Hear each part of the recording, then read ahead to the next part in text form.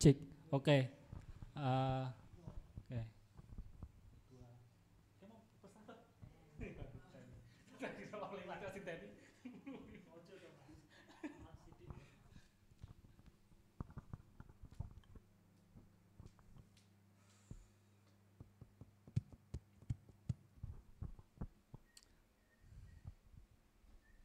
Oke, selamat siang teman-teman. Eh, kita akan mulai lagi sesi kedua di hari Kamis 1 Desember ini. Di sesi ini kita akan membahas materi yang berjudul ekologi dan kebencanaan ya. Yang akan diampu oleh Mbak Eka, seorang jurnalis, peneliti, ibu rumah tangga. Banyaklah superwoman momen dia. Kenapa kemudian menurut, karena yang usul ke materi ini aku ya, jadi aku harus punya alasan. Jadi kenapa materi ini bagi saya penting, karena di beberapa hal kalau kita ngomongin pembangunan gitu, kadang-kadang kebencanaan itu jarang sekali kita bahas, atau kemudian kalaupun ada itu disimplifikasi gitu. Padahal sebenarnya faktor dari bencana itu banyak hal gitu, nggak hanya alam gitu, walaupun kalau secara fisik yang terjadi itu kerusakan alam, tapi dalam prosesnya sebenarnya bagaimana kemudian manusia terus pembangunan itu berpengaruh atau berdampak pada bencana yang terjadi gitu. Dalam konteks Semarang, kenapa kemudian juga kebencanaan ini penting gitu, karena bencana itu nggak harus melulu gempa bumi atau banjir gitu, tapi semisal rob atau kemudian jadi aku kepikiran kenapa materi ini penting setelah aku pulang dari Palu. Jadi Palu itu kan salah satu kota yang dilewati sesar. Jadi jadi dari data yang aku riset di sana tuh tidak ada tempat yang aman di Palu. Semua tempat di kota Palu itu mempunyai potensi bencana gitu. Nah, kemudian aku lihat itu di Semarang gitu. Semarang itu juga ada sesar walaupun kecil-kecil ya. Dan potensi itu juga sebenarnya ada. Jadi kenapa ini penting? Jadi selain rob, jadi ada bencana-bencana lain yang harusnya kita antisipasi gitu. Harus kita ketahui, dan sebenarnya dalam kerja-kerja teman-teman nanti kebencanaan itu juga harus jadi salah satu hal yang kemudian dilihat gitu, karena kalau ngomong ke potensi suatu daerah itu nggak hanya potensi dalam konteks positif wisata ekonomi, tapi potensi bencana itu juga harus dilihat sebagai satu hal yang kemudian juga harus ditanggulangi atau diantisipasi. Gitu, mungkin nanti lebih jelasnya bisa Mbak Eka. Silahkan langsung Mbak Eka. Terima kasih Pupung, pengantar yang sangat membantu saya karena langsung diantarkan ke pembangunan. Jadi sebelum kita ke materi yang di PowerPoint, saya mau cerita dulu antara saya dengan tempat ini. Jadi sebelumnya begini, Mas Adin itu mau WhatsApp untuk supaya memberi materi dengan topik ekologi dan kebencanaan. Ekologi adalah yang kita sudah pengertian umum yang sudah kita pahami bersama itu kan antara kita dengan makanya saya mau cerita antara saya dengan tempat ini sebenarnya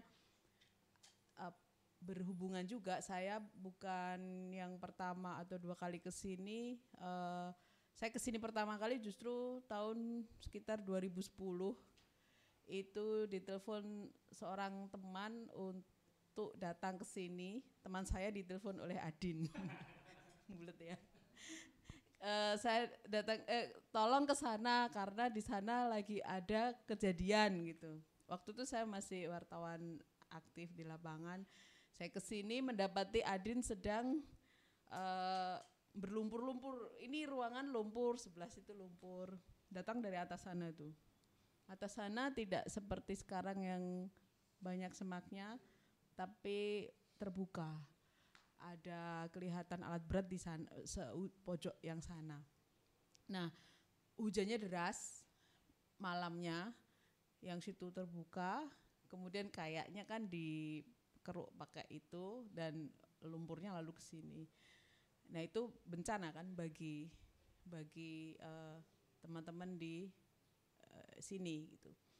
Nah, pada waktu itu saya masih belum bisa berpikir secara rinci kenapa itu terjadi gitu. Yang justru muncul di kepala saya adalah ya resiko ya ternyata memilih tinggal di dekat tempat yang tinggi gitu. Kemudian ya itu resikonya Adin bersama teman-teman. Itu yang muncul di kepala saya, tapi seolah-olah kan nggak adil. Dan berjalan waktu saya belajar dan mendapati bahwa itu memang nggak adil. Karena saya sendiri pada akhirnya hidup di salah satu sesar yang disebutkan oleh Pupung tadi gitu. Sesar Semarang ini ada sesar Garang, ternyata salah satu sesarnya Garang itu ada di depan rumah saya gitu. Ketika itu menyentuh ke diri saya, maka hal yang lebih rinci itu saya cari gitu. Mudah-mudahan nanti teman-teman cobalah di rumahnya itu bagaimana. Ya mudah-mudahan ke situ ya, sambil kita belajar itu biar kita apa sih manfaatnya buat saya, buat diri teman-teman masing-masing gitu. Nah, jadi persoalan ekologi dan kebencanaan ternyata tidak berdiri sendiri, bahwa ekologi yang antara saya dengan tadi itu dengan tempat ini dan kebencanaan yang terjadi antara Adin dengan lumpur-lumpur tidak berdiri sendiri, ada historinya gitu. Ada histori kenapa Adin sampai di rumah ini bersama Pupung dan teman-teman, dan kenapa ada histori juga kenapa lumpur yang dari atas itu ke sini gitu. Ada faktor hujan, ternyata ada rencana pengembangan perumahan di situ. Aku nggak tahu kenapa nggak jadi.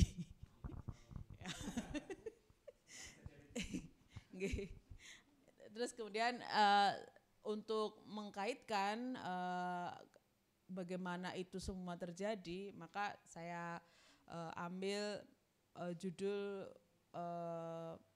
diskusi hari ini, krisis sosial ekologis. Terminologi ini mulai ngetren tahun ya 80 akhir sampai mulai 90 awal gitu. Khususnya teman-teman terminologi ini beredar di teman-teman yang bergerak di bidang lingkungan gitu.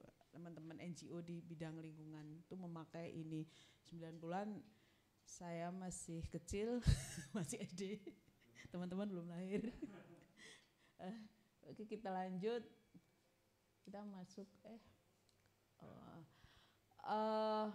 nah, apa itu krisis sosial ekologis? Saya persingkat saja. Kalau mau membaca lebih detail nanti silahkan teman-teman cari sendiri, gampang dicari sebenarnya. Terminologi ini menjelaskan bahwa persoalan lingkungan itu pada dasarnya berakar atau pada bagaimana sosial diatur gitu. Ini misalnya ya saya kasih ini kota, misalnya kota gitu. Nah, bagaimana kota diatur sebagai konsentrasi alat produksi, bahan mentah dan mesin-mesin itu ditarik semua ke kota. Kemudian itu mengkonsentrasikan buru-buru. Kan yang terjadi seperti itu kan. Misalnya bagaimana kawasan industri muncul di Semarang, kawasan industri Candi, kawasan industri yang di Tugu, kemudian yang di pelabuhan itu menjadi konsentrasi di memusat di Semarang. Itu semua diatur oleh pengatur kehidupan sosial di Semarang gitu. Ada yang ngatur. Kemudian bagaimana warga, misalnya bagaimana warga diatur. Ini orang Semarang semua kah? Ini Pekalongan. Ini sekarangnya. Hah? Karanganyar. Mana Karanganyarmu? Oh ya Allah, tetanggaku. Aku dari sana, dari ya deket, nanti ngobrol ya. Kita lanjut dulu. Jadi bagaimana warga diatur? Kita yang hidup di Semarang ini bagaimana diatur menjadi konsumen air? Kita menjadi konsumen energi, konsumen pendidikan. Anda mungkin datang ke sini karena sekolah. Terus konsumen kesehatan dan layanan lain. Misalnya konsumen kita diatur sebagaimana rupa supaya menjadi konsumen air PDAM gitu. Ada aturannya bahwa nggak boleh ngebor sumur air tanah. Ada larangan itu di tempat-tempat tertentu, maka mau tidak mau kita harus menjadi konsumen air PDAM gitu. Itu contohnya satu. Kemudian bagaimana ruang publik diatur. Tempat-tempat berkumpul itu bagaimana diatur kemudian menjadi etalase untuk semacam pusat perbelanjaan, sehingga kita misalnya di kota itu susah menemukan ruang publik. Dulu kayak sempat ada teman-teman yang main di lampu merah, kayak teman-teman gerobak histeria dan umam, kalau itu sebagai simbol bahwa kita nggak punya ruang publik gitu. Karena sudah diatur untuk menjadi yang kayak begini-begini gitu. Terus kemudian, nah itu kan bagaimana sosial di Semarang ini diatur. Itu masalah ini dulu, akar dari persoalan lingkungan sebenarnya. Kemudian kita lanjut. Nah, tadi kenapa saya langsung, wah enak nih sudah diantar ke pembangunan. Sekarang karena itu tadi kan bagaimana sosial diatur itu kan bagian dari pembangunan kan. Nah, ini nih di sini bagaimana pembangunan itu yang di dalamnya ada unsur-unsur sosial itu diatur gitu. Ada manusia, ada ya ada banyak lah, ada manusia, ada aturan, ada aktivitasnya, ada banyak diatur. Ketika itu diatur secara kapitalistik, maka pengaturnya adalah hukum kapitalisme. Hukum kapitalisme itu, ini kalau kami belajar kapitalisme menyebut ini hukum besi. Hukum besi artinya yang mau nggak mau ini ada dan terjadi gitu. Komodifikasi di bawah moda produksi, di bawah cara produksi kapitalistik, semuanya menjadi komoditas, termasuk pendidikan, air, semuanya lah, nyawa, semuanya ada apa ya? Saya baca artikel tuh menarik bahwa semua di kolong langit ini menjadi komoditi gitu. Kemudian konsentrasi spasial, bagaimana kawasan-kawasan industri dibuka, mengkonsentrasikan perkakas produksi bahan mentah dan buruh gitu. Kemudian sentralisasi nilai guna. Konsentrasi tadi oleh siapa? Ada satu kawasan industri itu yang dikuasai satu pengusaha saja itu ada. Nah itu untuk membangun kawasan industri terpadu. Artinya modal itu terkonsentrasi ke 1-2 orang saja gitu. Kemudian akumulasi kapital. Jadi dengan konsentrasi, komodifikasi yang berulang-ulang, kemudian konsentrasi dan sentralisasi itu akumulasinya semakin ada gitu. Jadi jadi begini, sebenarnya saya ada rumus lebih mudah untuk memahami ini, tapi nanti aja kalau ada yang tanya. Jadi akumulasi itu bagaimana nilai lebih diambil dari buruh yang produsen bekerja, kemudian ditanamkan kembali dan begitu terus menerus, itu namanya akumulasi. Nah itu hukum besi yang ketika dipakai untuk mengatur pembangunan, maka ya itulah sosial diatur, termasuk kita ada di dalamnya nih, kita ada di sini. Nah untuk nggak usah bicara teori karena besar teori sosial ekologi, ekologi sosial, sosial ekologi. Tahun lalu kayaknya Bu Suraya Afif ya yang ekologi sosial. Nah itu beliau teoritis dan bagus sekali teorinya. Tapi saya mau kasih ini enggak.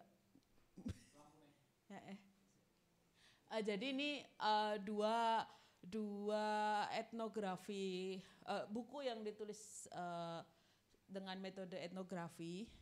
Jadi ada teman-teman yang menulis tuh bercakap-cakap dengan orang lokal, salah satunya di Tambak Rejo, Tambak Lorok. Itu buku yang terbit 2020 ini ada berjudul Malih Dadi Segoro yang menjadi tajuk apa nyebutnya kegiatan ini ya, tajuk Pentaka Labs. Ini ditulis dua ini adalah dikeluarkan oleh, ini produksi pengetahuan dari sebuah koalisi bernama Malih Dadi Segoro.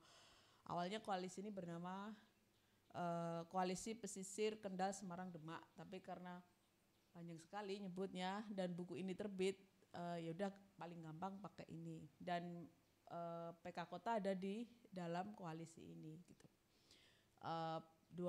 Ini buku yang ini bicara tentang krisis sosial ekologis banjir rob di Semarang.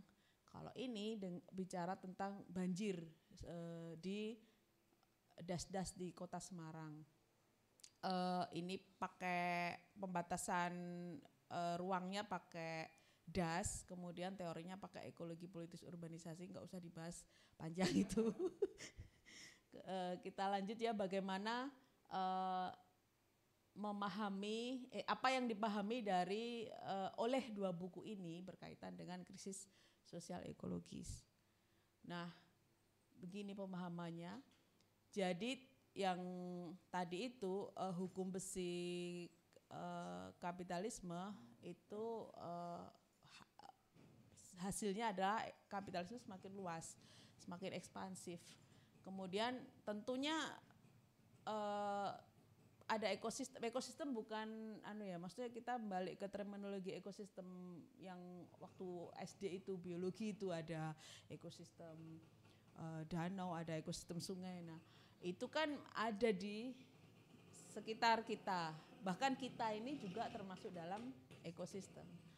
Dua ini kan saling sebenarnya, kalau ada pembangunan tadi, dua ini saling berhubungan, saling berdialektika, dan di dalamnya itu terjadi irisannya, itu ada krisis ini. Jadi krisis sosial ekologis itu merupakan irisan dan dialektika antara kedua ini. Itu yang dipahami oleh dua buku tadi itu. Nah ini lebih detail masuk ke sini. Buku yang ini, yang Malih Dadi Segoro itu bagaimana ekspansi kapitalisme di sini itu contoh saja, itu yang konsentrasi buku ini memang pada pembangunan tol Tanggul Laut Semarang Demak, itu bagian dari proyek strategis nasional. Nah, ini merupakan contoh ekspansi kapitalisme ya. Proyek tol itu sendiri merupakan komoditi. Tolnya belum jadi itu, proyeknya sudah dijual proyeknya ya. Nanti tolnya juga komoditi. Kemudian dengan proyek itu ada konsentrasi modal di Semarang Demak. Kemudian sentralisasi nilai guna di tangan pengusaha. Kita tahu kalau mau baca buku ini PDF-nya ada di internet, bisa di-download. Di situ akan kelihatan tuh sentralisasinya ke tangan siapa gitu. Ada Wijaya Karya, ada Wika Beton, dan itu semuanya sebenarnya BUMN. Kalau mau ngomong lebih lanjut ya sebenarnya sentralisasi ada di negara. Tapi nanti itu ya. Kemudian ada percepatan akumulasi kapital. Dengan tol itu kan jalannya satu siklus produksi itu lebih cepat, dari mulai dia di barang komoditi yang dibuat sampai dijual, kemudian balik lagi return of revenue, itu revenue-nya balik lagi tuh siklusnya akan lebih cepat dengan jalan tol. Jadi bebas hambatan, nggak pakai macet, artinya komoditi lebih cepat terjual, uangnya lebih cepat kembali. Nah itu akumulasinya akan lebih cepat, penanaman modal kembalinya akan lebih cepat. Dan jangan lupa proyek ini diatur oleh hukum negara, ini perpresnya.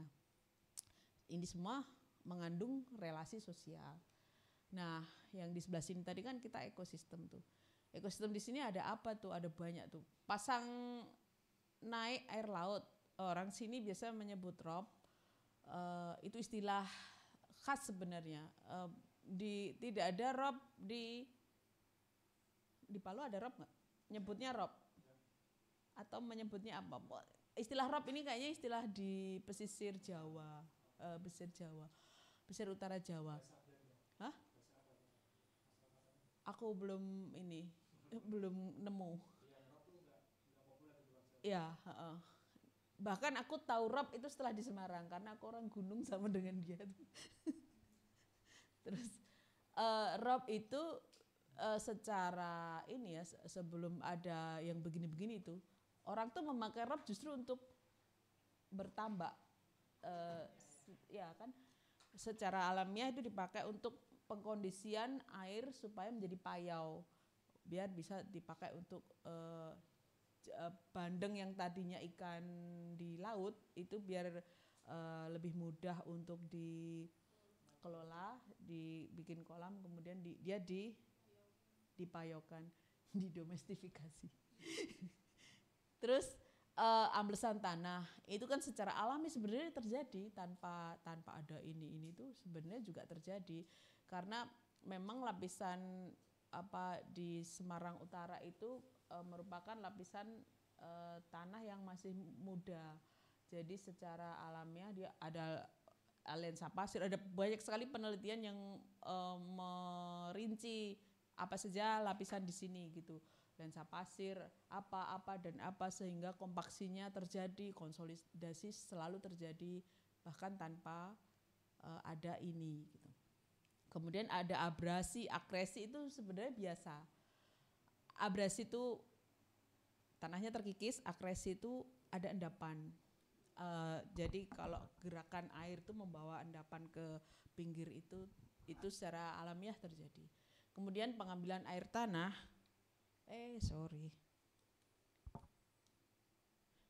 pengambilan air tanah ini ya kita mbah-mbah kita sejak dulu kan juga pakai kan maksudnya. Terus di mana ya dulu kayaknya Semarang nih juga terbukti lah ada sumur-sumur yang lama tua-tua gitu. Di sini relasinya relasi ekologis. Nah ketika ini beririsan maka banjir rob yang tadi buat tambak itu malah justru menghilangkan tambak itu. Di sini ada krisis. Terus tanah yang ambles semakin dalam karena konsolidasi dan kompaksi lapisan lumpur ini dipercepat dengan sebelum ada proyek tol ini sudah ada industrialisasi di Semarang Utara, ada pabrik-pabrik yang bangunannya berat dan itu banyak. Kemudian abrasi menjadi semakin cepat. Oke, kita tahu ada perubahan iklim tapi kayaknya itu terlalu, kalau bagi saya terlalu besar dan agak abstrak gitu. Kalau saya lebih jelas melihat ini karena itu dekat dengan tempat saya, paling enggak saya tinggal di Semarang gitu. Dan bisa dilihat. Nah, yang dialektika di sini tadi, yang di sini itu coba kita buka lagi di sini ya.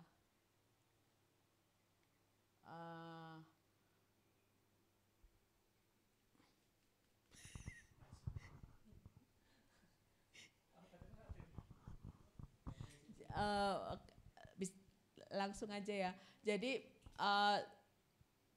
amblesan tanah itu kan secara alamiah sebenarnya sudah terjadi. Kemudian ada pembebanan bangunan, konstruksi yang lain, semacam pelabuhan yang diperluas dan sebagainya. Nah kemudian ekstraksi air tanah pabrik-pabrik yang ada di Semarang Utara itu menggunakan air dari sumur Atetis yang dia ngebornya sangat dalam, lebih dalam dari sumur orang warga gitu. Jadi dia menembus, bisa ambil tuh di aquifer yang dalam. Nah, ketika itu lapisan aquifernya kosong, jadi semakin mempercepat amblesan. Kemudian ada pelabuhan di Keruk dan sebagainya. Itu memperparah resiko amblesan tanah. Kemudian banjir rob itu yang dulunya rob kemudian menjadi semakin parah. Ada perubahan iklim di situ karena es kutub mencair, suhu bumi naik, dan itu kan narasi yang sudah kita hafal lah ya. Dengan kondisi di sini begini, maka air yang dari kutub-kutub sana itu bertambah cepat naiknya. Karena kan di sini ambles, jadi di sana ketika air datang ya udahlah tinggi gitu. Kemudian ada reklamasi di situ yang memperparah pola pasang surut air lautnya itu menjadi berubah juga. Nah, dampak selanjutnya ada abrasi yang tadi kita tulis di tengah itu menjadi semakin dalam menggerusnya, garis pantainya jadi berubah, mangrove-nya rusak, tambaknya hilang, terus pemukimannya tenggelam. Semarang Utara tuh Tambak Harjo memang yang paling terdampak. Ada yang dari sana? Enggak. Tapi mungkin ndak ono diajak ke sana tuh. Ke mana? Ke Tambak Harjo. Tambak Harjo. Kalau Tambak Harjo kan yang sini. Sebenarnya kalau Semarang itu ya parah sih, tapi agak sedikit lebih mending daripada Demak. Demak itu sudah, kalau teman-teman lihat berita-berita, sudah sangat, menurut saya nggak manusiawi untuk kalau lihat orang hidup di sana. Nah, kita lanjut ke buku yang ini, bagaimana hubungan yang tadi itu, irisannya di sini tuh, krisisnya itu ada banjir, sedimentasi sungai, longsor, pencemaran. Apa yang terjadi di sini di dalam pembangunan di sini itu ada contohnya, ini ada banyak sekali di sini. Salah satu aja saya tulis. Ada pengeperasan bukit di Kampung Pucung untuk perluasan kawasan industri candi itu di atas sana. Terus apa aturan yang memberi jalannya itu misalnya begini, AMDAL-nya diloloskan. Terus belum diganti. Kawasan itu menjadi komoditi karena ditawarkan kan ke pabrik-pabrik lain oleh yang menguasai kawasan ini. Ditawarkan, ada yang baru, paling baru itu ada kapal api besar di sana, kemudian terjadi konsentrasi di sana, sentralisasi seperti tadi, terus akumulasinya juga makin cepat. Sementara ekosistem yang ada sebenarnya ada kali garang di sini itu dipakai untuk air baku. Ini di atasnya, ini di atas, dia di Dasilandak di atas garang, tapi nanti berpengaruh juga. Kali garang misalnya itu dipakai untuk air baku PDAM yang kita tadi diatur untuk membeli air PDAM. Kemudian Sungai Beringin misalnya itu untuk pengkondisian air payo tambak juga yang ada di Das Beringin.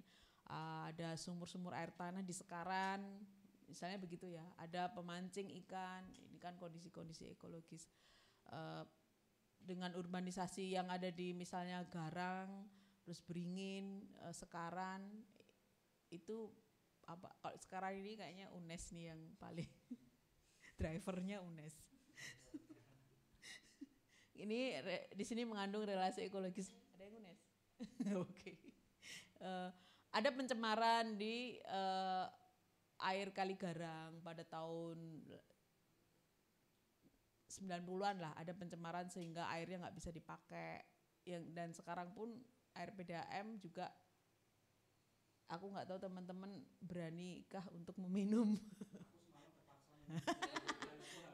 Padahal semalam di tempatku itu keruh-keruhnya Jadi ya itulah yang sebenarnya itu krisis bagi kita. Nah, bagaimana dialektika yang ada di tengah tadi itu terjadi gitu. Bagaimana krisis sosial ekologis diproduksi. Banjir kiriman, ini krisisnya saya ambil banjir aja. Ini bagaimana terjadi? Ya ini di hulu ada pengemperasan bukit, ada pasir ditambang di dekat rumah Pupung sana zaman dulu. Terus pembangunan kompleks pabrik, perkantoran, kampus. Kampus tuh kalau di sini yang saya tulis waktu itu yang buka baru besar itu di kawasan Bendan, itu Unika, Untak dan sebagainya, dan kemudian berkembang lagi ke Sekaran. Terus pembangunan kota satelit kayak di Meteseh. Nah, ini apa yang dihasilkan dari sini? Vegetasinya menipis, ada erosi, pencemaran sungai. Kemudian di hilir itu terjadi sungainya direklamasi, kemudian ada pembangunan perumahan elit di hilir gitu, kayak misalnya Tanah Mas, Puri, kemudian Marina. Terus ada pembangunan kawasan industri termasuk perluasan pelabuhan. Di sini terjadi pendangkalan, penyempitan sungai, pemadatan kawasan hilir, pencemaran, ada banyak. Dan ini nih yang dialektikanya itu ya di panah-panah ini. Bulet ya. Secara ini alamiah sebenarnya ya nggak alamiah banget ya, kalau ditelusuri itu pasti nanti ada ininya nih, pengaruhnya juga ke curah hujan dan topografi Semarang atas bawah ini kita sementara anggap dulu alamiah. Tapi kalau mau lebih lanjut, curah hujan sebenarnya kan bukan murni produk alam juga, jangan-jangan ada produk kapitalis di dalam curah hujan gitu. Karena ini dengan kondisi begini maka banjir ini banjir kiriman ke hilir, di hilir sendiri banjir, melahirkan solusi ke atas tuh. Solusinya itu apa? Normalisasi, relokasi, normalisasi sungai dikeruk, orang yang tinggal di pinggir sungai dipindah, digusur, ini enggak direlokasi. Pembangunan kolam retensi waduk di Jatibarang, di kolam retensi itu di ujung-ujung muara-muara sungai. Kemudian ada peninggian jalan dan jembatan. Ini Semarang Utara tuh langganan itu, peninggian jalan jembatan. Kalau langganan anggaran tiap tahun pasti ada. Kemudian dari anggaran selain itu kalau kampanye politik pasti agendanya peninggian jalan jembatan, ya gitu-gitu. Yang ini tidak menyelesaikan banjir sebenarnya, dan justru dia normalisasi ini ya tetap aja banjir gitu, tetap aja ada banjir gitu. Ada yang justru memperparah banjir. Nah itu yang saya kira semoga teman-teman sampai di situ jelas. Saya mau kasih contoh bagaimana urbanisasi itu menjadi pabrik yang memproduksi krisis sosial ekologi. Saya menulis ini dengan orang bernama Bosman Batubara. Kami membaca artikel di jurnal Prisma dari 71 sampai 2001, ada ratusan artikel. 12 hari kami nulis dan itu agak setengah mati. Kami memformulasikan dari seluruh artikel itu yang terjadi seperti ini. Ada 3 momen urbanisasi, karena semoga ini, kenapa saya cantumkan ini, karena saya tahu teman-teman belajar urbanis, menjadi urbanis. Ada urbanisasi terkonsentrasi tadi itu, bagaimana elemen berupa buruh, industrialisasi, kota dan sektor informal itu terkumpul gitu. Bagaimana pabrik, mal, pusat itu dibangun di pusat-pusat Semarang. Kemudian muncul informalitas di situ. Setiap ada pabrik mengundang orang untuk datang tinggal, kemudian ada aktivitas informal, ada yang jualan makanan, jualan bensin eceran, ada banyak di situ. Kemudian yang kedua adalah urbanisasi yang diperluas. Ini bagaimana elemen-elemen perubahan agraria dan ekstraktivisme di atur gitu. Jadi bagaimana tambang di Kalimantan diatur dari Jakarta. Kalau konteks Semarang apa ya? Ini nih, bagaimana pertambakan di Tugu dan pengeperasan bukit di Ngalian dan lain sebagainya diatur dari Jalan Pemuda gitulah, kantor balai kota gitu. Nah, kemudian ada urbanisasi pembeda. Ini yang memproduksi krisis sosial ekologis yang dampaknya itu merupakan timbunan derita rakyat. Ini terminologi ini apa ya ini aku nyebutnya ya. Kata-kata itu timbunan derita rakyat itu saya nemu juga di buku dari orang, kemudian saya cari, nah ternyata ada di sini gitu. Nah itu salah satunya banjir bandang 90, banjir rob. Ini terjadi di Garang, Kali Garang. Banjir rob yang baru kemarin itu, kemudian bagaimana waduk dan tanggul dibangun ternyata justru tidak menyelesaikan.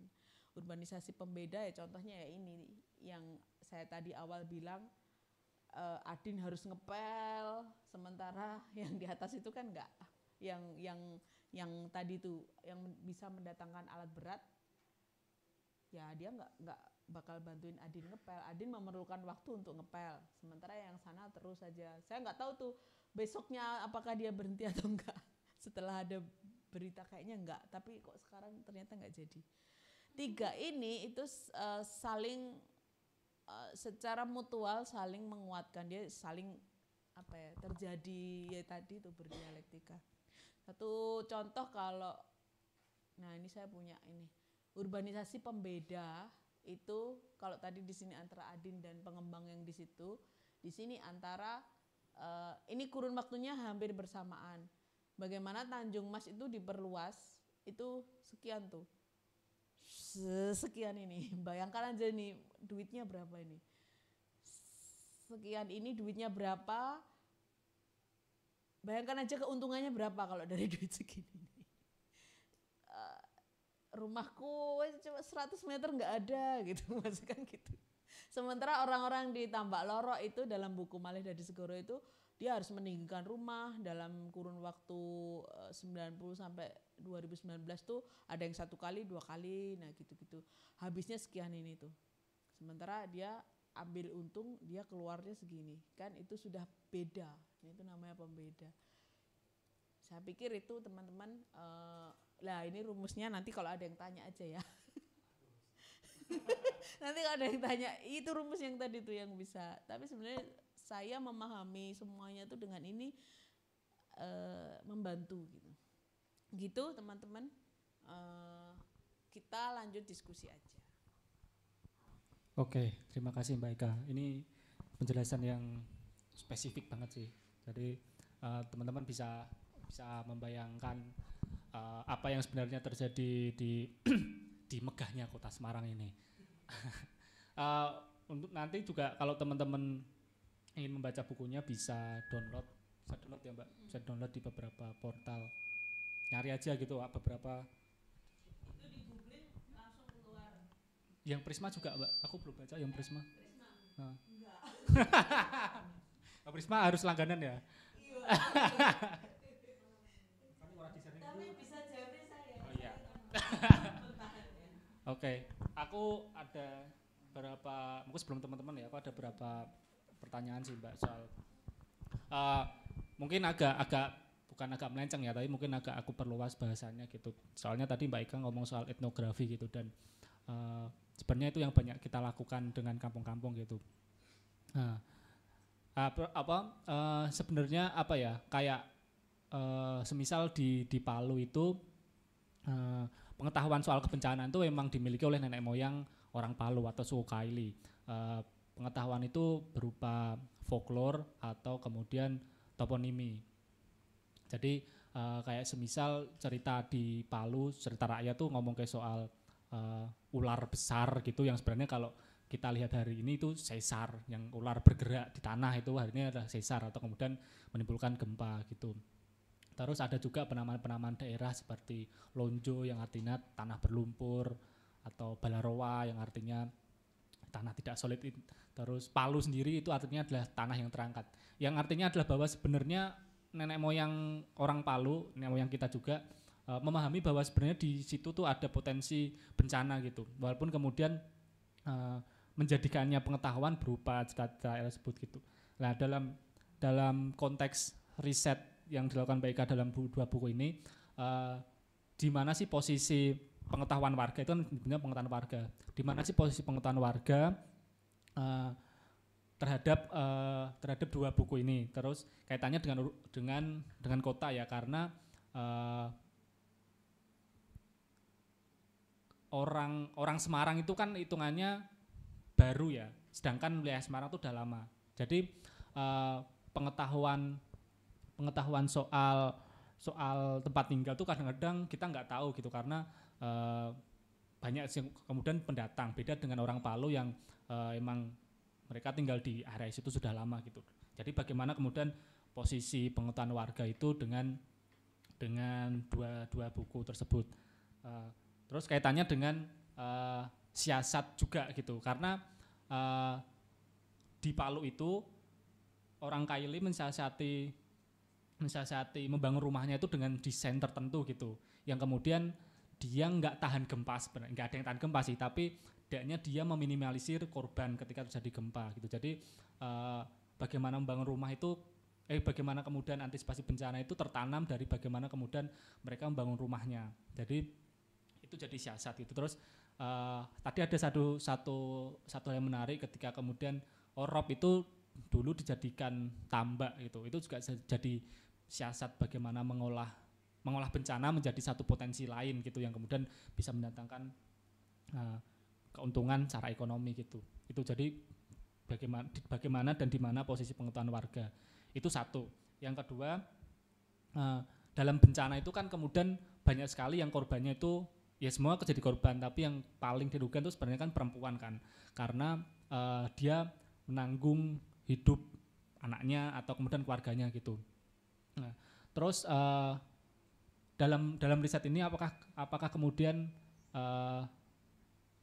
perspektif perempuan itu muncul atau dimunculkan dengan sengaja untuk kemudian melihat potensi bencana yang ada di Semarang.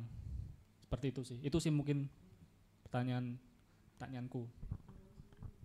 Apa?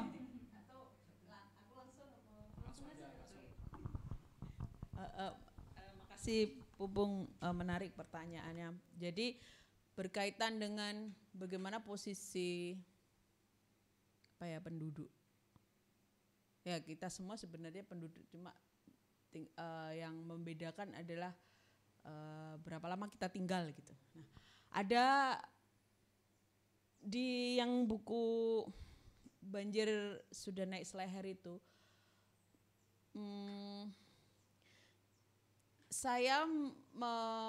kami semua pakai metode etnografi, tapi saya di antara para 5 penulis, saya mengetnografi diri saya sendiri.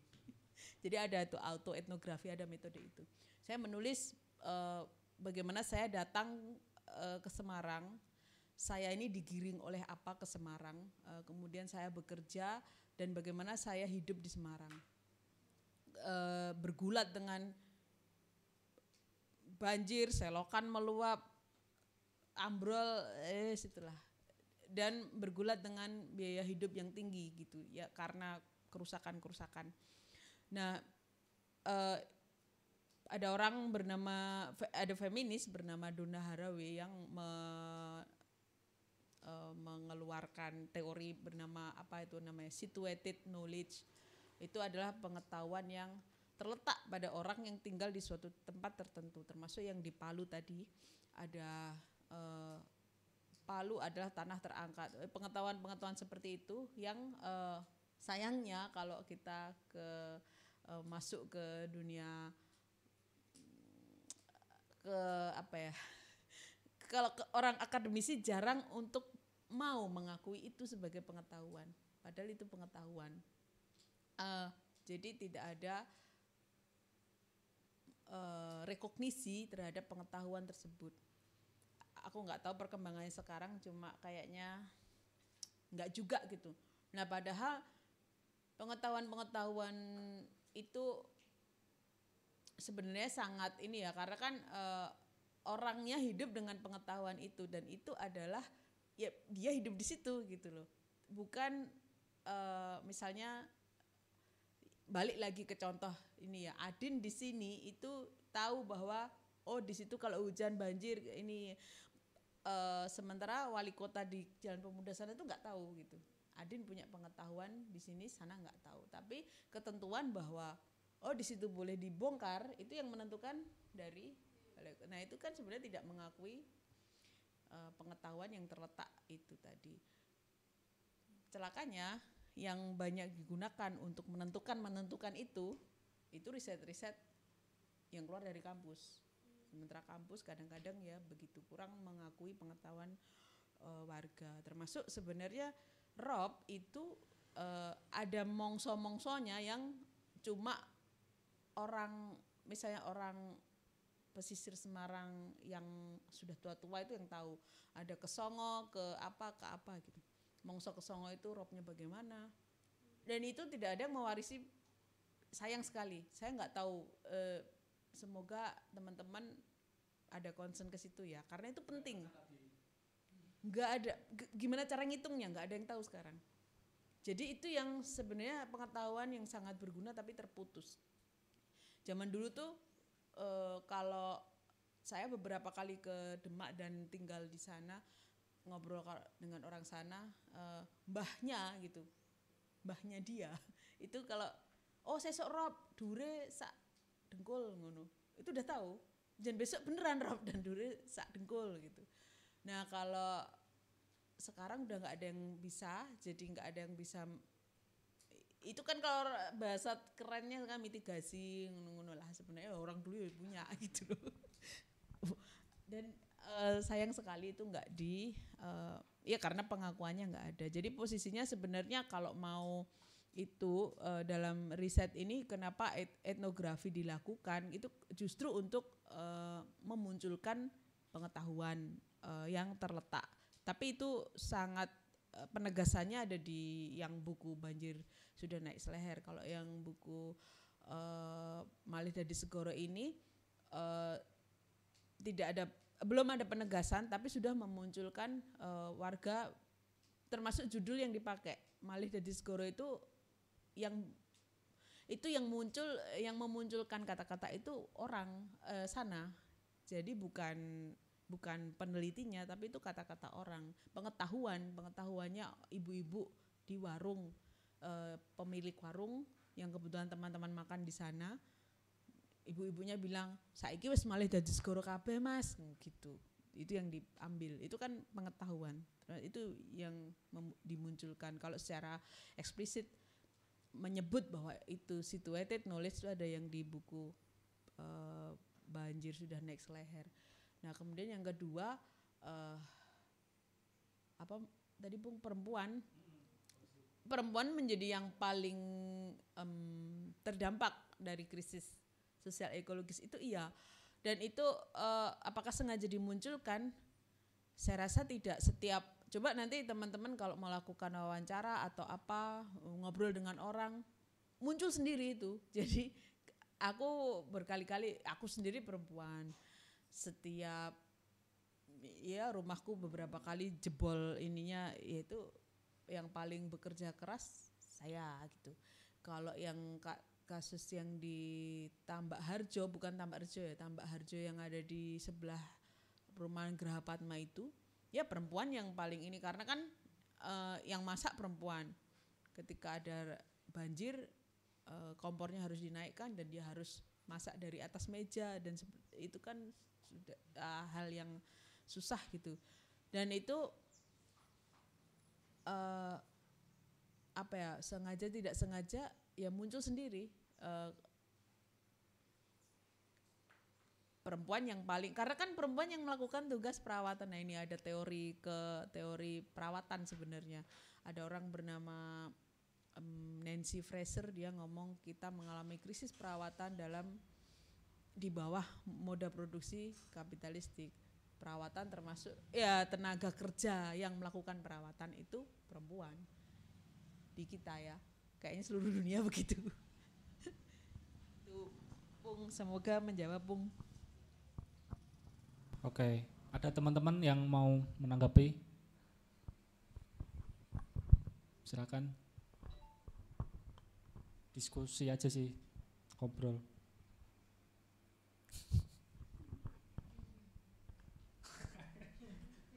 Kantok.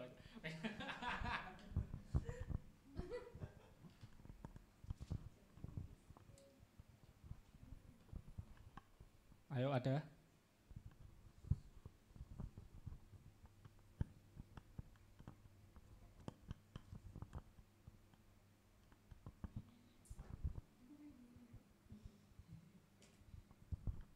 Den, takut Den.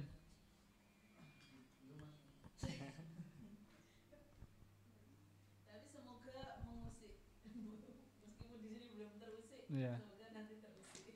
Ya.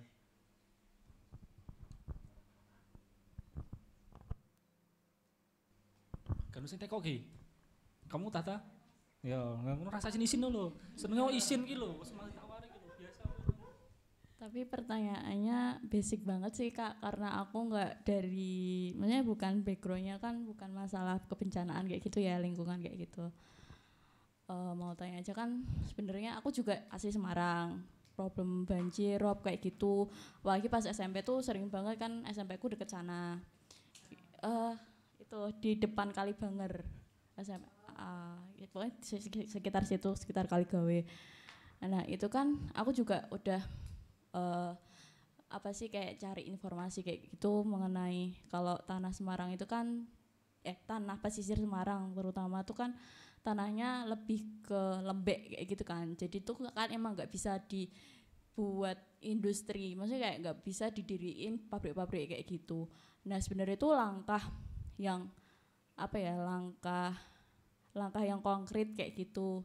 Misalnya apa sih langkah yang konkret yang dilakukan itu kan sebenarnya masalah semuanya kan, nggak mungkin masalah pemerintah aja kayak gitu, masalah warga juga kayak gitu.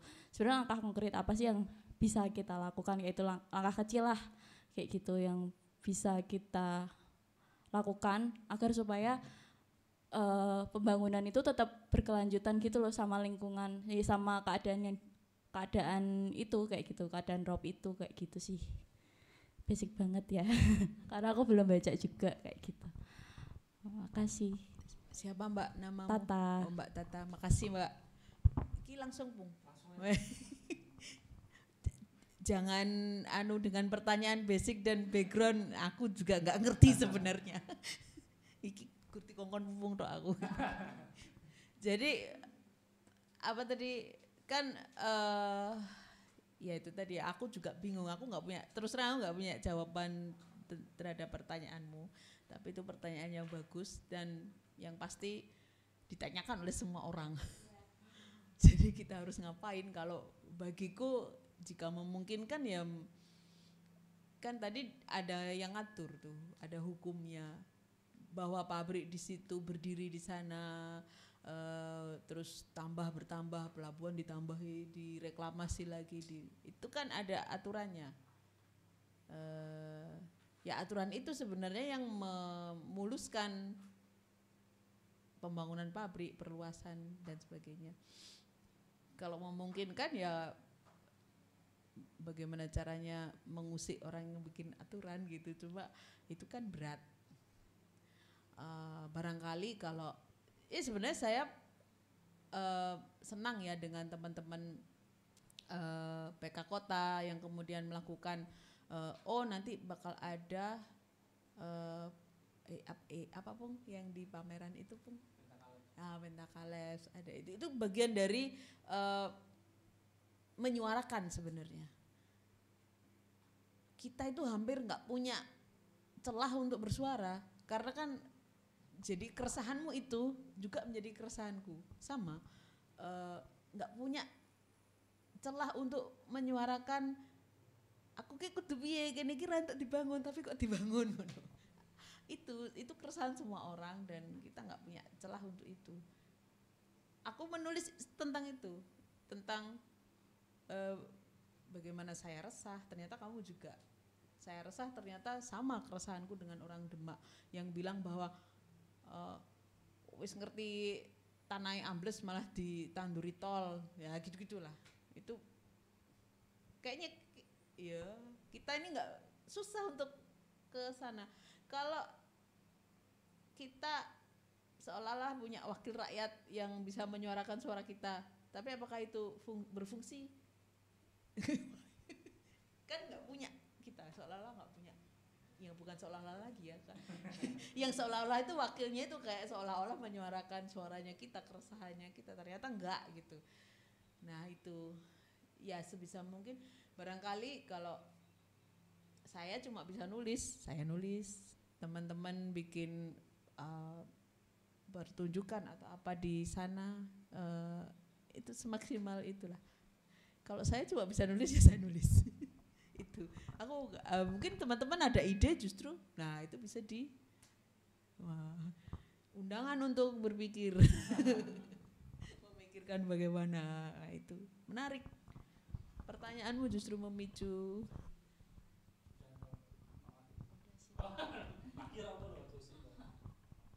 Ya udah saya.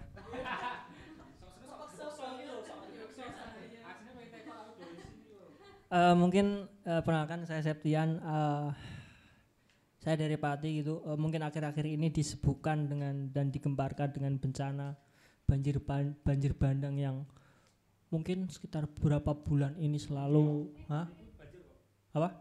Ya, itu beberapa bulan ini menghantui Pati dan itu di kawasan daerah yang notabene-nya merupakan kawasan perbukitan gitu ya, enggak kawasan pesisir seperti yang apa yang tadi disampaikan gitu. Saya orang pesisir di pesisir Pati gitu, dan enggak ada masalah dengan banjir sampai saat ini, tapi malah yang berdampak itu wilayah-wilayah yang berada di perbukitan dan notabene-nya merupakan wilayah agrari, tani itu. Itu banyak yang bilang karena dampak industrialisasi dan modernisasi yang ada di sekitaran gitu, yang di Kendeng itu. Terus lagi pada saat saya dari Semarang balik ke Pati itu ada macet gitu di sekitar Demak, itu pembangunan tol, dan saya melihat dari kejauhan bagaimana rumah-rumah warga yang gitu. Terus kali Demak itu volume airnya selalu senantiasa tinggi gitu ya.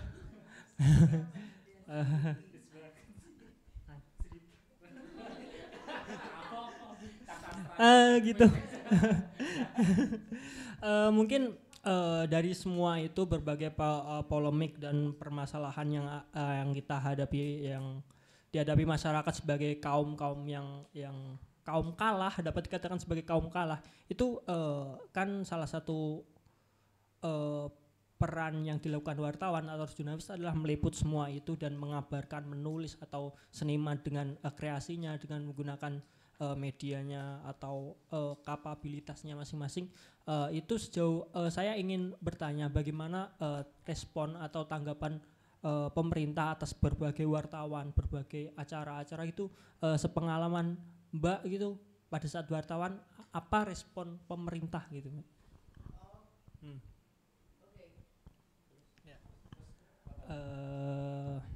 Udah itu dulu. Aku klarifikasi dulu. Sekarang aku sudah nggak bekerja sebagai wartawan, udah lama. Jadi tapi bisa berbagi pengalaman tentang itu. Maksudnya begini, aku mencoba nangkap pertanyaanmu. Apa respon pemerintah ketika wartawan menanyakan atau menulis tentang itu? Ya, problemnya adalah di tubuh medianya itu sendiri. Ini lagi, problemnya adalah medianya itu sendiri dikelola dengan cara produksi yang kapitalistik. Mentok kan kita di maju ke sana, mengadu ke medianya begitu. Jadi ada barangkali respon pemerintah ya normatif aja, lah aturannya begitu kan gitu kan, sudah ada aturannya dan itu disetujui oleh DPR kan wakil Anda, itu kan biasanya kalau bapak-bapak pejabat bicara, ibu-ibu pejabat bicara. Nah, ya sudah itu yang keluar. Tidak ada saya sebenarnya agak mengkritik tentang keberimbangan yang prinsip-prinsip keberimbangan yang dianut oleh para jurnalis yang menyebut bahwa harus mengcover dua sisi, memberi porsi yang sama dua sisi antara kita, misalnya saya berada di pihak kalah dan pemenang dua sisi, itu kan sudah tidak adil. Lah yang menang dan yang kalah kok dikasih porsi yang sama, harusnya yang kalah dong yang diperbesar porsinya gitu, harusnya berpihak ke yang suara yang orang banyak gitu. Nah itu tidak berlaku ketika media dikelola dengan cara produksi yang kapitalistik, karena itu tidak mendatangkan keuntungan, medianya juga tidak bisa bergerak. Itu kompleks sekali persoalannya sebenarnya. Ya begitu, jadi kita seperti tadi waktu Tata bicara, saya menjawab, saya nggak punya jawaban, tapi kita udah terkepung gitu. Dan itu keresahanmu sebenarnya sama dengan keresahanku, keresahannya Tata. Itu. Jadi bagaimana respon pemerintah? Ya wis ngono kuwi, normatif, ngono balik-balik iki bulet-bulet seperti yang bisa kita baca dalam berita gitu. Semoga enggak kecewa ya.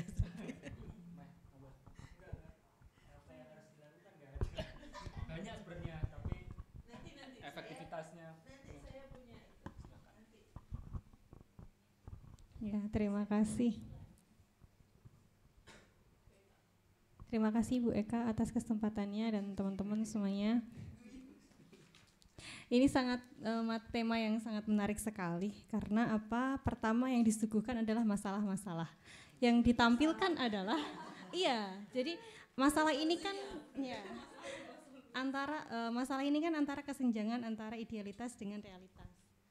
Dan tadi dikemas oleh Bu Eka, pertama krisis gitu. Aku tadi udah mikir ini ada apa kok krisis gitu, udah ngeri gitu kan Bu. Memang benar apa yang disampaikan oleh Ibu ini tadi, lebih banyak ke masalah. Jadi kita tuh geram sendiri gitu dengan hadirnya pemerintah ini, kok kayak nggak punya kerjaan gitu jadinya. Udah tahu masalah seperti ini, dia juga pemerintah pasti tahu idealitasnya bagaimana, juga sudah tahu, bahkan punya indeks yang baik. Tadi SDGs dan lain-lain sudah mengetahui. Tapi tadi realita yang dibawa ini, masa-masa ini masih banyak kita temui banyak sekali. Nah, munculnya Ibu ini memperkuat keresahan kita gitu. Jadi kita mau resah sekali. Rasanya tuh pengen langsung ke gedung DPRD untuk ini Bu, kan, buat gerakan gitu.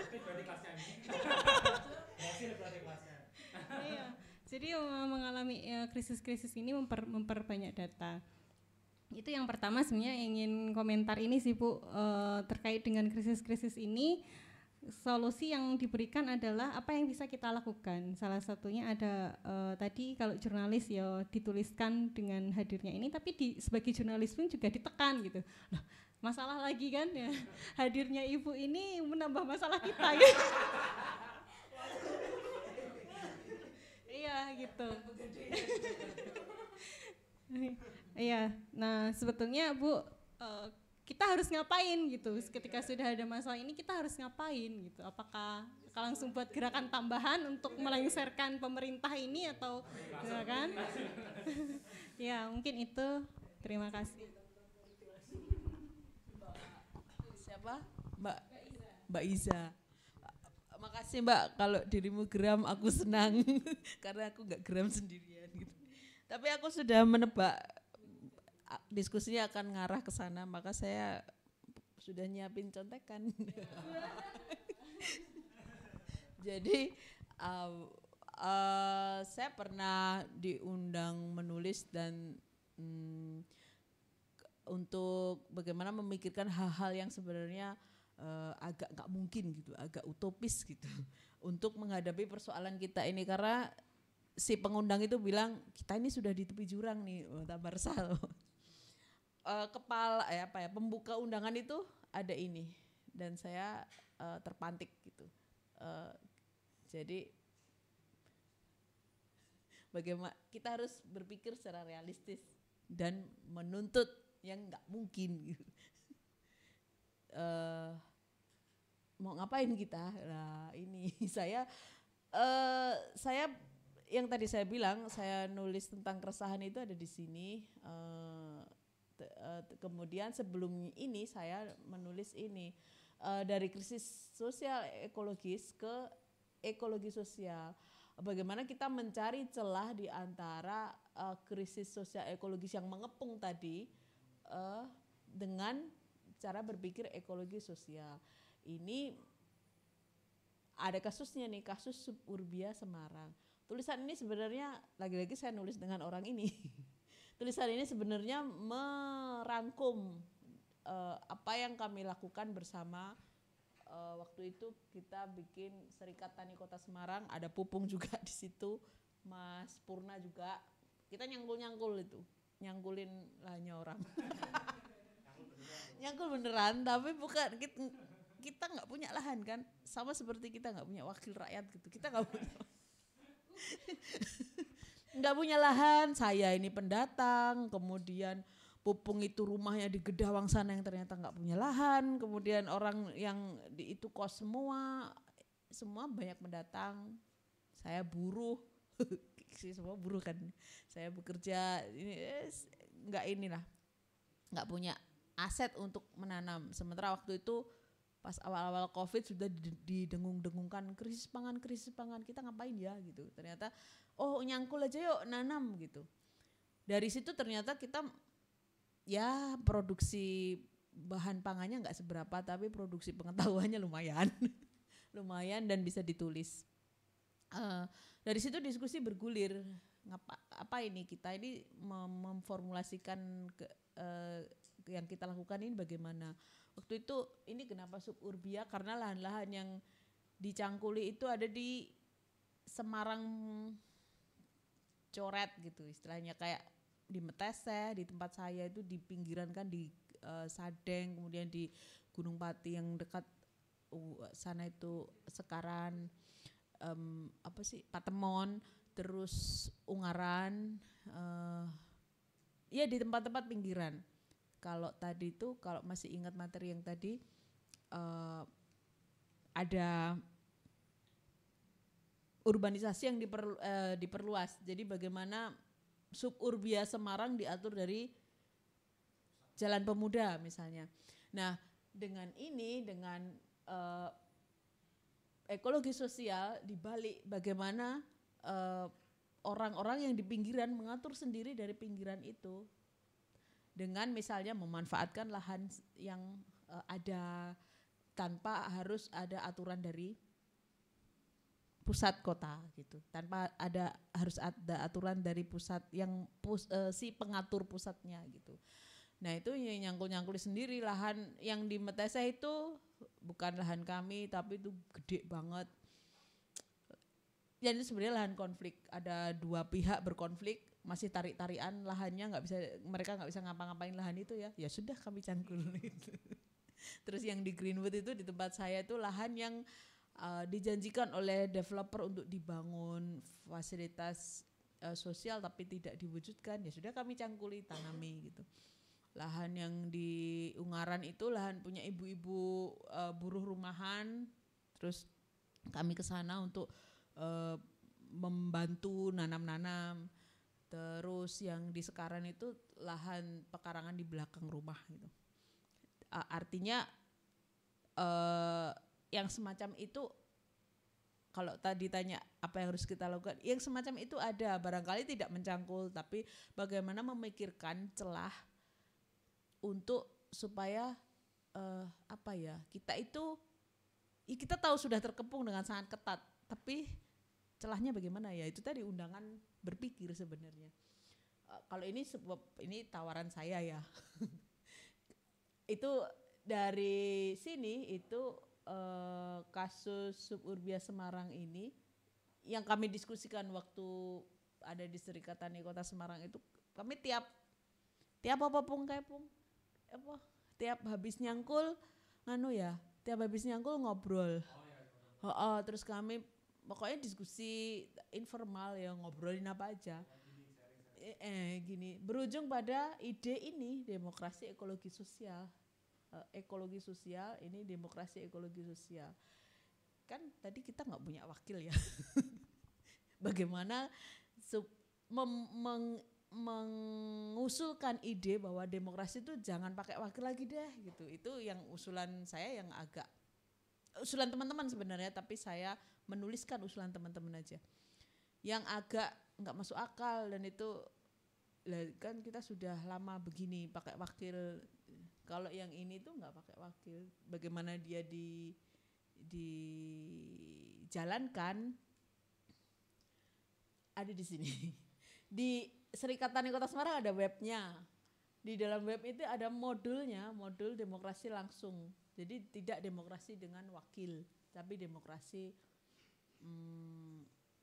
yang langsung gitu. Itu ada ini nih, pokoknya idenya tuh dari gara-gara Pupung bawa gara-gara Pupung bawa buku ini nih, bawa buku apa yang ditulis oleh Janet Bill tentang Bucin.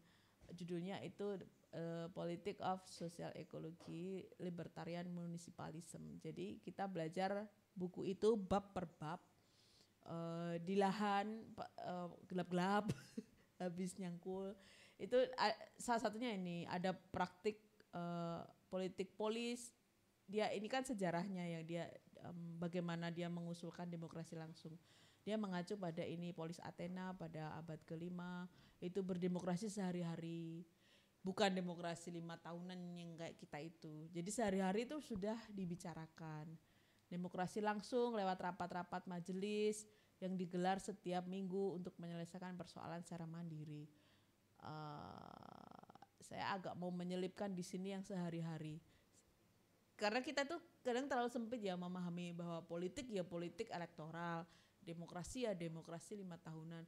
Kita nggak pernah menganggap obrolan ibu-ibu, ya obrolan ibu-ibu yang rego lombok munggah, rego beras munggah, itu politis sebenarnya. Kalau ibu-ibu lagi ngobrol itu di tukang sayur dianggap gibah. Padahal itu kan sebenarnya obrolan yang negosiasi, iya, dan saling menguatkan sebenarnya. Bayangkan kalau itu dihubungkan gitu, dihubungkan menjadi satu diskusi ibu-ibu, bisa jadi loh menuntut untuk, rego lombok tidak oke, gitu kan. Bisa jadi untuk itu. Nah itu yang keseharian dilakukan. Terus di sini Serikat Tani Kota Semarang itu yang tadi saya bilang itu mendiskusikan demokrasi langsung dalam unit ekologi sosial dengan relasi yang setara, saling berkaitan, diformulasikan sebagai demokrasi ekologi sosial. Jadi setiap warga memiliki emansipasi berpartisipasi dalam politik kewargaan secara setara, tidak ada elit politik dalam unit ini. Bayangkan ibu-ibu itu kan, misalnya ini saya memisalkan itu, bicara aja kan, nggak takut sama Bu RT, nggak takut, ngomong aja, bensin munggah, engko nek bar bensin munggah lah mesti apa-apa munggah, sangone anakku tadi piye. Itu semuanya keresahan dan tidak terlalu dianggap sebagai keresahan warga karena halah ibu-ibu ngomong, sering kali begitu kan. Padahal itu intinya lah, kita itu hidup sehari-hari kan itu yang kita jalani. Rumusan ini itu di sini nih. Jadi ada majelis rakyat dari omongan tadi yang keseharian, misalnya di warung-warung kopi, di tempat-tempat belanja, itu diformulasikan ke unit ekologi sosial demokrasi langsung. Ada konfederasi. Ini yang dirumuskan ini sih. Tapi apakah ini bisa berpeluang untuk dilakukan? Namanya aja usulan yang utopis. Aku nggak tahu juga. Jadi keputusan ada di tangan rakyat, bukan wakil rakyat. Ya inilah yang tidak bisa membawa suara rakyat ke forum yang lebih besar, dicabut mandatnya. Sekarang kalau wakilmu nggak menyuarakan suaramu, apakah kamu bisa mencabutkan nggak mandatnya? Kita misalnya, aku sih nggak pernah milih ya. Kalau kamu milih seorang wakil dan kok dia menang wae itu aku gini, misalnya Tata nyoblos apa ternyata dia orang itu diem aja, apakah Tata bisa menyambut mandatnya? Kan nggak bisa, nggak ada mekanisme itu. Nah, itu dia. Modul ini tuh disusun sebagai pemancing percakapan demokrasi sebenarnya. Maka dan ini bisa di-download, silahkan. Maka kalau teman-teman tertarik sebenarnya bukalah percakapan tentang itu. Siapa tahu ini membesar. Kalau ini besar, carilah teman. Kalau ini membesar obrolannya, ya siapa tahu bisa kan. Begini nih operasionalisasinya. Lanjut gak apa ya? Jadi dioperasionalisasikan dalam bioregion. Ini sebenarnya istilah yang atau konsep yang sudah lama, bukan Serikat Tani yang mengusulkan, tapi sudah lebih dulu justru ditulis oleh teman-teman yang tadi saya bilang NGO yang bergerak di bidang lingkungan gitu. Yang ini Walhi yang mengusulkan awalnya. Nah, batasnya itu bukan lagi batas yang kayak Kecamatan Tugu atau Kecamatan Semarang Utara atau Kelurahan Tambak Rejo atau bukan seperti itu, melainkan batasnya itu fitur topografi biologis kayak das gitu, das Garang, das Silanda, pesisir utara. Utara itu apa ya yang bisa di ini ya, pokoknya yang kekhasan bagaimana orang-orang hidup di sekitar situ gitu. Misalnya ini tadi Gunung Ungaran, yang begitu-begitu. Praktik ini apakah pernah dilakukan? Apakah sudah pernah ada yang melakukan ini di Amerika Utara? Mereka menyerukan tentang masyarakat alternatif, tidak jadi aturan sosial yang alternatif dari yang tadi tuh, aturan sosial yang mengatur-ngatur di awal tadi. Kemudian ada desentralisasi, tidak terpusat di Jalan Pemuda, tapi di suburbia bisa mengatur sendiri gitu, mengatur sosialnya sendiri, tidak diatur DPRD, tidak diatur balai kota. Terus penyederhanaan gaya hidup, biar tidak konsumtif. Karena kan kita tadi sudah diatur sedemikian rupa menjadi sangat konsumtif, mengonsumsi semuanya, air sampai pada pendidikan dan layanan lain. Prinsipnya ini yang jadi aspirasinya dari bawah, mengatur sendiri bukan diatur orang, kemudian menghormati keanekaragaman hayati, pendekatan ekologi sosial, orientasi, mengidentifikasi, termasuk mengakui sebenarnya pengetahuan-pengetahuan kewargaan yang tadi saya sebut dengan istilah Donna Haraway dengan situated knowledge itu diakui. Jadi kemudian melakukan perawatan, bukan mendominasi, menundukkan. Kalau mengatur dari pusat itu kan menundukkan pinggiran. Nah itu. Ya begitu. Kemudian terkoneksi antar bioregion, misalnya antara das Garang terkoneksi dengan das yang lain, das Babon atau das mana. Kalau Semarang Utara tuh kayaknya masuknya Babon. Ya begitu. Ya itu contekan saya. Barangkali, tapi ini bukan saya nggak bilang ini solusi. Ini bukan solusi, tapi semoga ini tawaran ini memantik teman-teman untuk memunculkan ide lain gitu. Tidak apa-apa yang misalnya idenya dianggap nggak mungkin atau idenya terlalu basic, atau jangan takut untuk memunculkan ide, munculkan aja, diskusi dengan kawan. Saya pikir dengan banyak forum-forum seperti ini, forum belajar, forum diskusi akan sangat bagus untuk Itu yang bisa kita lakukan itu. Kalau nulis ya nulis, kalau kita bisa diskusi ya diskusi, gitu aja. Nggak ada solusi, maaf.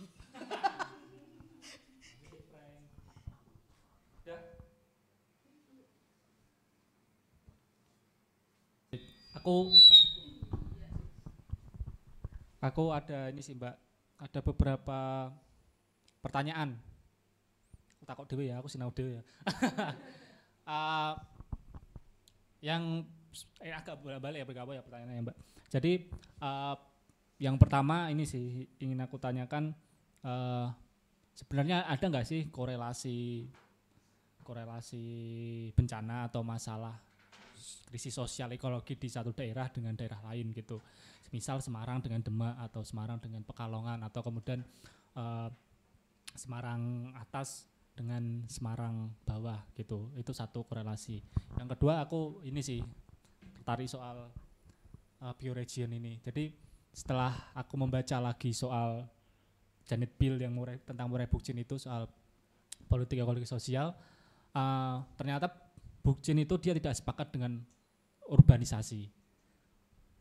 Nah, yang kemudian jadi pertanyaan dan sedikit problematis adalah bagaimana kemudian membagi bioregion ini dalam konteks kawasan-kawasan urban atau kemudian kawasan-kawasan setelah industrialisasi atau setelah ekstraksi yang notabene kemudian bioregion ini udah hilang gitu. Kayak semisal gunung dan tangga gunung, air semisal kita berbasis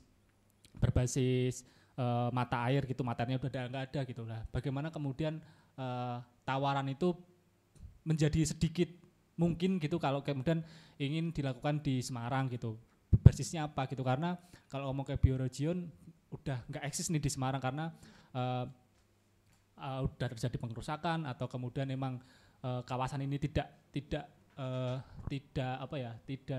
terlalu masif gitu dengan bioregion gitu.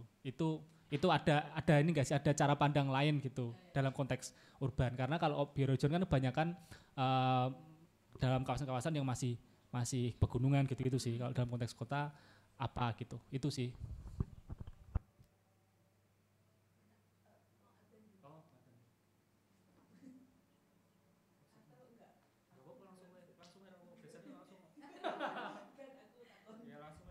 Maaf ya, kalau mau langsung ayu. Yang pertama tadi apakah ada korelasi berkaitan dengan itu, aku balik lagi ke formulasi yang tadi itu Pung, yang terkonsentrasi dan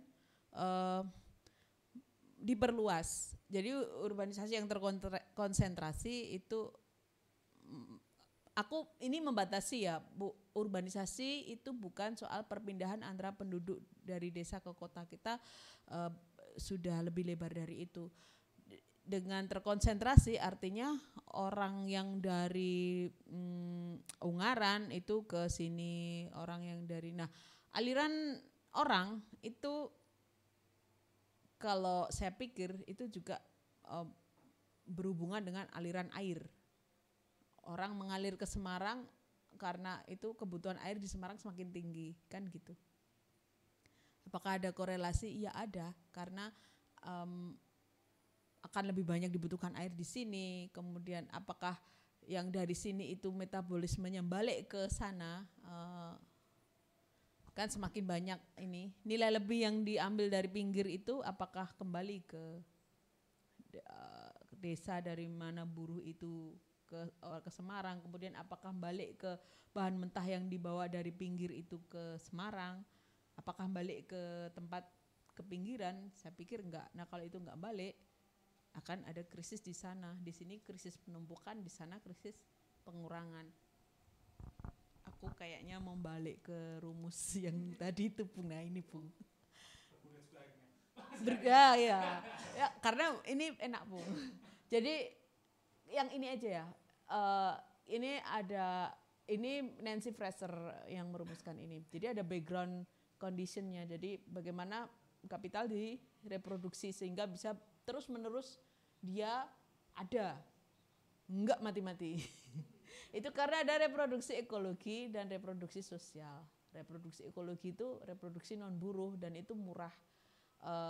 Ya bahan mentah. Nah yang murah itu ada di sini nih. for cheap. Nah ini konsepnya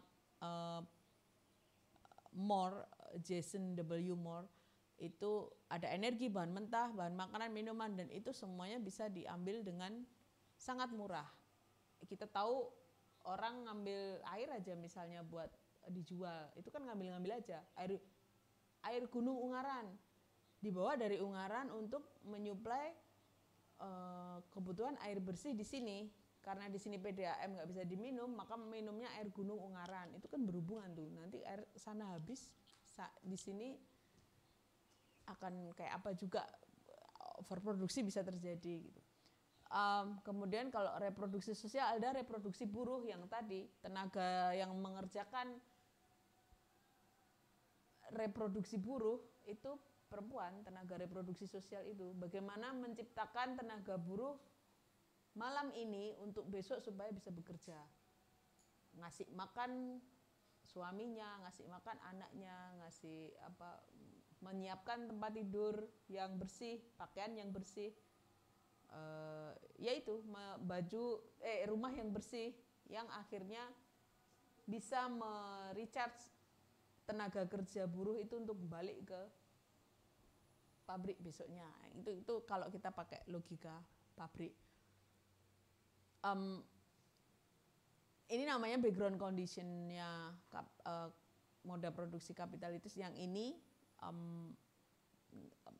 kurang terlalu dibahas kalau kita membaca ini.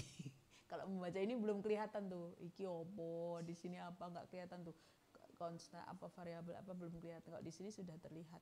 Nah, itu pun yang ini. Jadi kalau ini terus menerus, yang background condition ini tidak pernah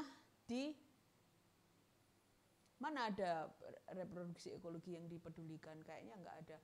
Ketika air disedot terus menerus, apakah diperhitungkan kapan akuifer itu akan terisi? Maksudnya berapa lama akuifer akan terisi kembali? Kayaknya enggak, langsung aja sedot terus kan gitu sampai yang sumur dangkalnya kehilangan, enggak sampai kering, kalah sama sumur dalam yang punyanya industri, sumur dangkal punya kampung kering, gitu-gitu. Apakah reproduksi buruh ini diperhitungkan? Kan enggak, ibu rumah tangga enggak diperhitungkan kerjanya. Padahal dia menghasilkan nilai yang tenaga kerja itu, tenaga buruhnya itu nilai yang dibawa untuk bisa kembali bekerja, tapi itu tidak pernah diperhitungkan.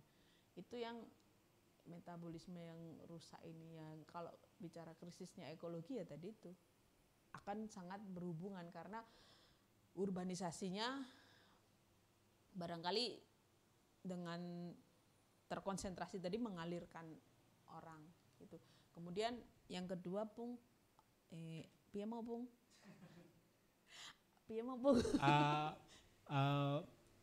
Bioregion dalam konteks kota. Itu, ya, aku agak bertanya-tanya apakah bisa gitu. Tapi ya namanya juga utopis. Enggak, tapi begini, waktu kita diskusi di sini tuh kapan ya yang ada Bapak yang ada teman-teman dari Tambak Rejo. Ya. Itu aku jadi justru agak jelas di situ karena mereka tidak dari satu kelurahan yang sama. Nah, ternyata solusi yang diberikan berkaitan dengan kalau kena ditanggul kelurahan sana ini itu kan ternyata bermasalah kalau penyelesaian persoalannya dengan batas administratif kelurahan gitu. Itu kan sebenarnya imajiner kan, batas kelurahan ini yang batas real itu kan batas topografi dan sebagainya. Kalau itu diselesaikan dengan misalnya seluruh pesisir Semarang, itu saya pikir akan, dan itu kan bioregion. Maksudnya batasnya adalah pesisir. Mana saja yang termasuk pesisir atau mungkin bisa dideteksi dengan kedalaman amblesan atau apa dampak-dampak yang sudah terjadi. Maksudnya kita apakah bisa menelusuri jejak bioregion? Kayaknya enggak, tapi dampaknya justru masih ada gitu. Kayak dampak-dampak yang kerusakan itu, kalau amblesan segini itu ideku Bung.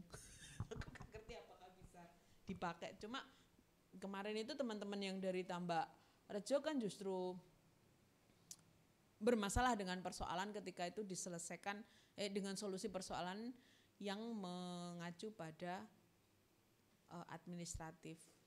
Ketika satu kelurahan ditanggul menenggelamkan kelurahan yang lain gitu. Ngono sih, Bung.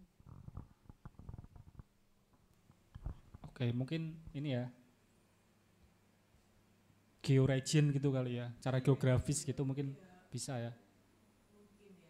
Atau ya aku nggak tahu istilah yang tepat juga. Barangkali bisa lebih diapakan gitu. Ini kan ide awal kalau itu tadi.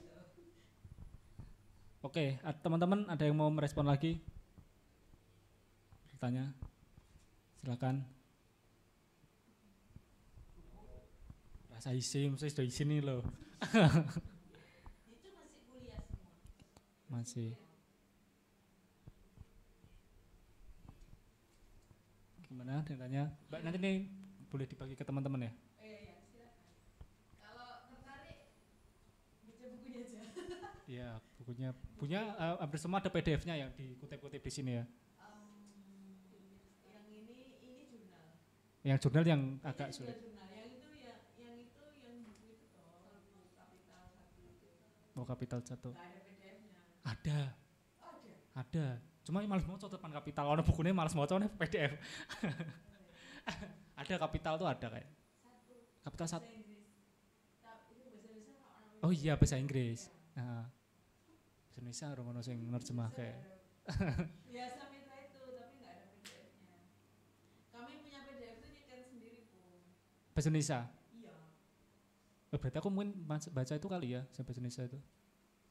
Ada pernah dapat Kapital tuh PDF kok. Bahasa Indonesia ada bahasa Indonesia. Tapi bahasa Inggris lengkap sih kalau PDF. Itu jaringan gelap. Iya, underground. Membacakan. Ya, itu. Tapi nggak apa-apa. Kalau ini nanti aku punya PDF, itu aku punya Anda. Lupa isi orangnya. Oke, teman. Gimana ada yang mau merespon? Iya, Bu, saya ingin tanya tentang bioregion tadi ya. Tadi kan udah sempat disinggung lagi terkait pengelompokan atau mungkin pembatasan dari wilayah bioregion sendiri itu kan. Ketika nanti diterapkan tadi gagasan terkait itu yang memulai atau menata dari bottom up gitu kan, sesuai dengan kondisi di wilayahnya masing-masing dari internal warganya sendiri. Nah, ketika nanti itu diterapkan, itu muncul pertanyaan di benak saya. Kan nanti akan banyak berarti kan wilayah-wilayah dengan kondisi sosial dan ekologisnya macam-macam gitu kan, masing-masing. Itu nanti mereka membuat tadi yang gagasan tadi ya, bioregion itu, nanti apakah ada kemungkinan muncul egosentris dari masing-masing wilayah tadi gitu kan. Kalau misalnya yang kondisi saat ini gitu kan mungkin pertentangannya gitu dari kita masyarakat di sini dengan kepentingan dari atas gitu kan. Kepentingan kita yang mencoba untuk membuat tatanan bottom up dengan kepentingan kebijakan yang top down gitu. Mungkin kan pertentangannya di situ. Nah, kalau ada bioregion tadi bisa jadi itu kan di benak saya, jangan-jangan nanti akan muncul nih pertentangan atau mungkin konflik-konflik kepentingan gitu antar yang di bawah-bawah ini juga gitu, selain dengan yang ke atas juga seperti itu. Nah, itu konsep yang tadi diangkat itu gimana cara mengantisipasi hal itunya gitu, Bu. Terima kasih. Iya, kayaknya ada. Iya, bener. Ada konflik kan, maksudnya. Aku mencoba aku ada satu tulisan tapi belum bisa aku bagi karena masih di review. Jadi aku meriset orang-orang yang bermukim di kawasan Tanah Mas. Mereka punya sistem mengelola lingkungan sendiri. Mereka itu kan nggak berlangganan PDAM ya, kayaknya pakai sumur artesis. Terus itu kan daerah banjir, setiap banjir pasti situ kebanjiran. Dan sampai dulu kan situ yang awalnya permukiman mewah kemudian menjadi tenggelam dan nggak laku gitu, lupa tahunnya saya. Kemudian sekarang jadi bisa bersih kembali karena pengelolaan di wilayah itu. Aku nggak ngerti apakah itu bisa disebut sebagai bioregion, tapi aku berpikir bahwa itu merupakan basis demokrasi ekologi sosial dilakukan dengan pengelolaan di situ. Ada namanya organisasinya P5L, aku lupa itunya apa ya, banyak banget P itu. Yang jelas itu mengelola bagaimana kalau hujan pintu air harus dibuka, ngalirnya air ini kemana, ada 3 saluran yang harus 3 saluran, primer, tersier, sekunder, tersier, itu bagaimana pengelolaannya masing-masing. Harus ada koordinasi yang bagus antara warga dan sebagainya. Yang saluran terkecil namanya tersier itu harus dikelola masing-masing. Itu menurutku itu bagus. Kemudian bagaimana air didistribusikan dan mereka membayar iuran. Nah itu menurut saya berhasil. Nah tapi yang tadi seperti Mbak Alda bilang, apakah ada konflik dengan lingkungan? Ya maksudnya komunitas yang lain? Ya ada. Jadi karena dia mengalirkannya ke sungai Kali Semarang, dan kali itu tidak hanya mengaliri Tanah Mas tapi juga Kuningan. Nah kampung sebelahnya itu yang ngamuk-ngamuk. Jadi karena ada perbedaan ya, di Tanah Mas itu kan orang secara ekonomi kaya, agak punya duit lah. Yang di Kuningan ini kan berbeda gitu. Situ perumahan, di sini kampung. Jadi tidak bisa mengelola seperti orang Tanah Mas mengelola lingkungannya. Ada perbedaan di situ ya, yang justru itu menarik bagi saya karena tidak semua toh sama gitu toh. Maksudnya ada perbedaan di situ bahwa perbedaan akses, bahkan akses terhadap pengelolaan di lingkungan sendiri aja berbeda gitu loh, karena yang satu punya duit, satu enggak gitu. Dan itu terjadi konflik di situ. Menurut saya itu yang harus justru ada diskusi di mana tadi ya? Di sini itu ada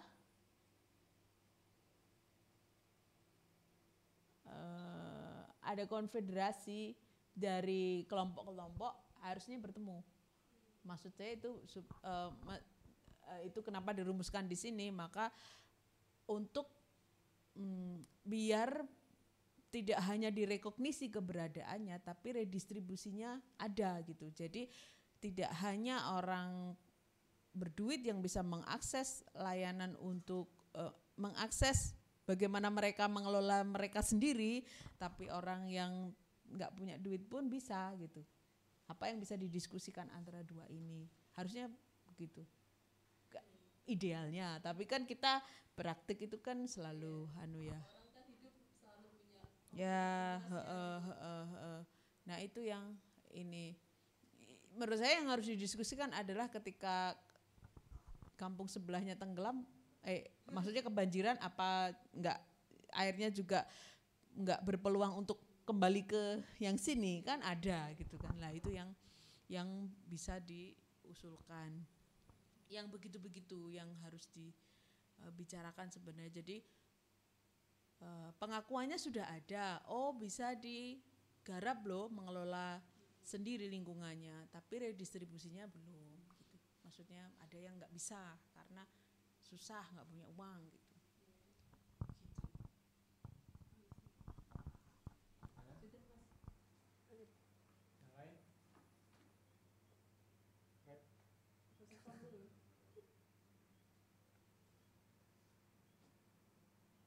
Cek, ada yang mau merespon, menanggapi lagi? Apa? Pandangan utopis. Iya, guys, udah mulai pikir gitu, Pak. Kan mau jalan protes tuh. Apa? DPR. Nah, ya wis. Ada Bapak DPR di sini. Iya, besok. Ya, besok minggu depan ada DPRD. Aku kalau lihat Pak Anang Budi, komisi C atau D gitu. Lupa aku. Golkar dia. Datang ya. Protesnya di sini aja nanti. Oh, iya. Gimana? Ada yang mau merespon lagi? Atau cukup? Udah hampir 3:30. Cukup. Baik, Kak, ada yang mau disampaikan lagi? Kami, Mbak. Saya mengucapkan terima kasih dan saya salut dengan teman-teman yang ada di sini. Soal jumlah bagi saya nggak masalah. Saya terbiasa dengan suatu kelompok yang awalnya banyak, akhir-akhir tinggal 4 orang gitu. Tapi saya salut teman-teman ada di sini karena untuk belajar itu butuh keberanian. Saya salut dengan keberanian teman-teman gitu aja. Oke, terima kasih Mbak Eka atas pemaparannya tadi. Ini sangat spesifik gitu dan sangat dekat dengan teman-teman ya, terlepas dari teman-teman terlibat di PK Kota ataupun teman-teman nanti ya hidup sebagai warga Semarang. Ini sangat informatif itu. Nanti terkait beberapa sumber-sumber yang dikutip Mbak Eka di sini nanti akan saya bantu carikan gitu. Terus nanti file ini juga biasa akan diupload di drive yang bisa teman-teman akses. Semoga ini menjadi pemahaman baru bagi teman-teman terkait bagaimana kerja-kerja urbanisme gitu, kompleksitasnya, terus hal-hal apa kemudian yang bisa kita lakukan sekecil apapun dalam tingkat kecil juga, dalam tingkat kampung misalnya atau tingkat RT gitu. Jadi semoga ini jadi basic pengetahuan lain gitu untuk teman-teman. Mungkin itu, terima kasih teman-teman yang masih setia dengan Kota Institut. Sampai jumpa besok pagi. Sesi sore ini saya tutup. Terima kasih. Wassalamualaikum warahmatullahi wabarakatuh. Jangan lupa foto ya.